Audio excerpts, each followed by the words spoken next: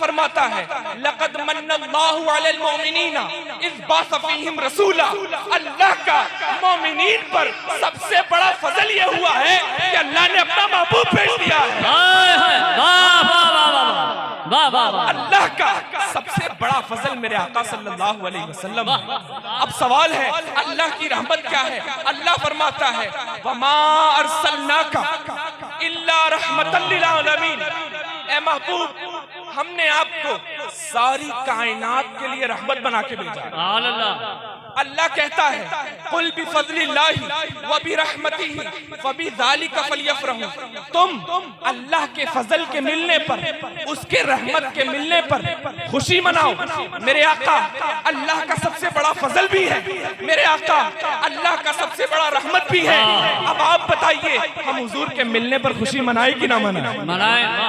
हश्र तक डालेंगे हम पैदाइश से मौला की धूम, हश्र तक डालेंगे हम पैदाइश से मौला की धूम, मिसले फारस नज्द के किले गिराते। सुभान अल्लाह। हुजूर का मिलाद मनाना कुरान की नस से साबित है। हुजूर का मिलाद मनाना सही अहादीस पाक से साबित है, बुखारी और मुस्लिम से साबित है। लेकिन मैं मुख्तसर में आपके सामने मैं उन 2-4 सवालात के जवाब देना चाहता हूँ। बाज लोग कहते हैं इस्लाम में सेलिब्रेशन का, इस्लाम में दिनों को मनाने का कोई तस्वुर ही नहीं है। बाज लोगों का कहना है, मैं आपको इस सवाल का बहुत मुख्तसर जवाब दे रहा हूं। इस्लाम ने सेलिब्रेशन का तस्वुर किस अंदाज में दिया है, गौर कीजिए। आप जो 5 वक्त की नमाज पढ़ते हैं, ये 5 वक्त की नमाज 5 की 5 किसी न किसी की याद है। इमाम कस्तलानी ने इसको मवाहिबुल लदुनिया में नकल किया। मैं अगर रेफरेंस बयान करूंगा तो थोड़ी सी तफसील हो जाएगी। मैं मुख्तसर में अपने मौजू पर आता हूं। जब हजरत आदम की तौबा कबूल हुई तो उन्होंने शुक्राने में 2 रकात नमाज नफल की नियत से अदा की। तौबा कबूल होने के शुक्राने में 2 रकात नमाज नफल अदा की। अल्लाह को वो 2 रकात नमाज नफल इतना पसंद आया, इतना पसंद आया कि इस उम्मत पर फजर की सूरत में अल्लाह ने उसको फर्ज कर दिया। तो जब आप फजर की नमाज पढ़ते हैं तो आदम की याद मना रहे होते हैं। हजरत इब्राहिम की उम्र 90 साल हो गई। 90 साल की उम्र में अल्लाह ने फरमाया कि मैं तुम्हें बेटे से नवाजने वाला हूं। उन्होंने अर्ज किया मौला अब तो मेरी उम्र 90 साल हो गई। अल्लाह ने 90 साल की उम्र में इब्राहिम अलैहिस्सलाम को 2 बेटे दिए। जब 2 साहबजादे मिले तो इसके शुक्राने में, बेटे की पैदाइश के शुक्राने में उन्होंने 4 रकात नफल नमाज की नियत की। वो 4 रकात बेटे की विलादत की खुशी में पढ़ना अल्लाह को इतना पसंद आया कि अल्लाह ने इस उम्मत पर जोहर की सूरत में फर्ज कर दिया। सुभान अल्लाह। तो जब आप जोहर पढ़ते हैं तो आप इब्राहिम के बेटों की याद मना रहे होते हैं। हजरत उज़ैर अलैहिस्सलाम 100 साल के बाद वापस से दुनिया में भेजे गए। 100 साल के उठने के बाद उन्होंने शुक्राने में 4 रकात नफल नमाज पढ़ी। अल्लाह को वो 4 रकात नमाज नफल पढ़ना इतना पसंद आया कि अल्लाह ने इस उम्मत पर उसको फर्ज कर दिया। तो जब आप असर पढ़ते हैं तो उज़ैर की याद मना रहे हैं। हजरत यूनुस अलैहिस्सलाम का वाकया आपने सुना, मैं वाकया नहीं बयान कर रहा। यूनुस अलैहिस्सलाम इंतहाई बीमार थे। आपने सुना है कि जिस्म में कीड़े पड़ गए थे। वो हिकमत थी, वो एक तफसीली कलाम है। जब हजरत यूनुस सेहतयाब हो गए अल्लाह के फजल से तो उन्होंने 4 रकात नमाज नफल की नियत की। तो बीमारी से सेहतयाबी के बाद वीकनेस इतना ज्यादा आ गया था, कमजोरी इतनी ज्यादा आ गई थी कि आप थक के 3 में बैठ गए।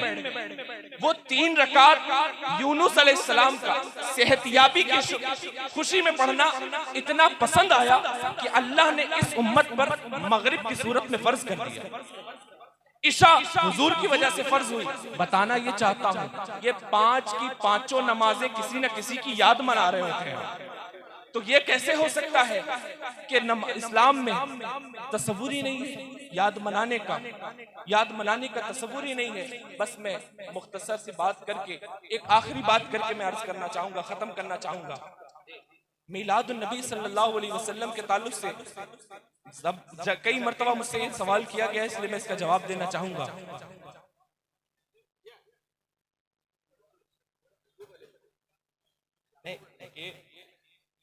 दो रिवायतें मौजूद हैं, अय्यूब अलैहिस्सलाम की भी है और यूनुस अलैहिस्सलाम की भी है। तो मैं पहली रिवायत बयान कर रहा हूँ। नहीं, मैं जो बोल रहा हूँ ऑथेंटिक बोल रहा हूँ। नारे तकबीर। बैठे रहिए आप लोग, बैठे रहिए भाई, बैठे रहिए आप सब, बैठे रहिए। कि मिलादुन नबी सल्लल्लाहु अलैहि वसल्लम उनकी जबान पर सिर्फ एक ही जुमला है कि वो मिलाद को बिदअत कहते हैं। और मिलादुन नबी सल्लल्लाहु ताला अलैहि वसल्लम के ताल्लुक से वो ये सवाल करते हैं कि हुजूर अलैहिस्सलातु वस्सलाम का मिलाद मनाना कहां से साबित है, आप इसको साबित करें, उसको बिदअत कहते हैं। अक्सर ये सवाल हमारे नौजवान करते हैं कि नहीं करते हैं? सबसे ज्यादा वो बिदअत कहते हैं। मैं आखिरी बात करके खत्म कर रहा हूं। एक होता है मसले की असल और एक होता है उसकी शक्ल। मिसाल के तौर पर अगर कोई मुझसे ये पूछे कि मस्जिद बनाना कहां लिखा है, तो हम उसको ये बताएंगे कि कुरान मजीद में, अहदीस पाक में हुक्म मौजूद है मस्जिद बनाने के बारे में। लेकिन अगर कोई पूछे कि मस्जिद में जिस तरह से आज मेहराब बनता है, डेकोरेशन होता है, उसकी शक्ल के बारे में अगर कोई पूछेगा, तो हम कहेंगे असल कुरान से साबित है, शक्ल जमाने के हिसाब से बदल जाती है, शक्ल जमाने के हिसाब से बदल जाती है। अगर आप कहते हैं शक्ल बदलना भी बिदअत है, तो मैं सबसे पहले कहना चाहूंगा जो कुरान मजीद आज आपके हाथ में है, कुरान मजीद रसूलुल्लाह सल्लल्लाहु अलैहि वसल्लम के जमाने में मौजूद था, लेकिन जिस तरह से आज आपके हाथ में किताब की शक्ल में मौजूद है, हुजूर के जमाने में नहीं था। तो जब हुजूर के जमाने में नहीं था, तो अगर कोई माज़अल्लाह कहे कि कुरान बिदअत है, तो उसका ये कहना सही होगा। जिस तरह से मस्जिदें आज बनती हैं, हुजूर के जमाने में ये मस्जिदें इस तरह नहीं होती थी। हुजूर ने फरमाया अपनी मस्जिदों को मुंडी बनाओ, उस पे मीनार और गुंबद न बनाओ। आज किसकी मस्जिद ऐसी है जिसकी मस्जिद पर मीनार और गुंबद ना होते हो? हर किसी की मस्जिद पर मीनार और गुंबद होते हैं। खाने काबा का हर साल खिलाफ बदला जाता है, कुरान और हदीस में इसका कोई जिक्र नहीं है।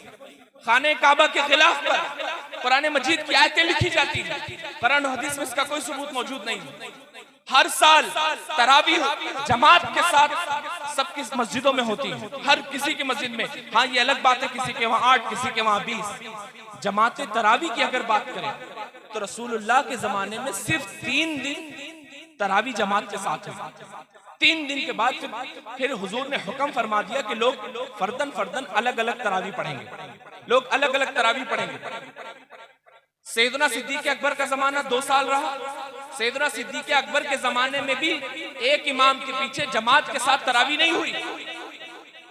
जब हजरत उमर का जमाना आया, तो हजरत उमर रज़ी अल्लाह ताला अन्हु ने एक इमाम के पीछे सबको जमा फरमाया।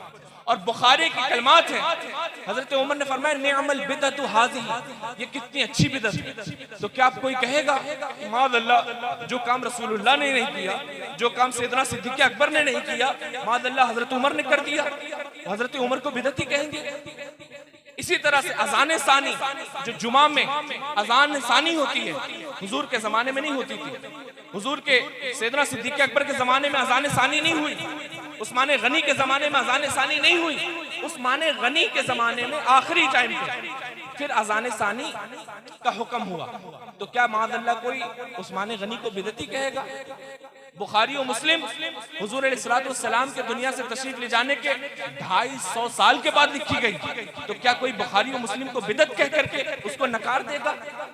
मेरे आका सल्लल्लाहु ताला अलैहि वसल्लम के मिलाद की खुशी मनाना ये कुरान मजीद से साबित है, अहदीस पाक से साबित है। जरूरत इस चीज की है, इश्क की निगाहों से, मोहब्बत की निगाहों से अगर बुखारी पढ़ेंगे तो आपको हुजूर के विलादत की खुशी मनाने का सबूत मिल जाएगा।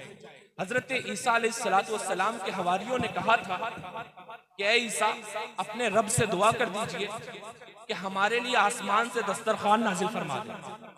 तो हजरत ईसा ने फरमाया अल्लाहुम्मा रब्बना अंजिल अलैना माइदतम मिनस समा, ए अल्लाह, ए हमारे रब, आसमान से दस्तरखान नाजिल फरमा, तकूनु लना ईदन, ताकि दस्तरखान उतरने के दिन हमारे अगलों और पिछलों के लिए ईद हो जाए।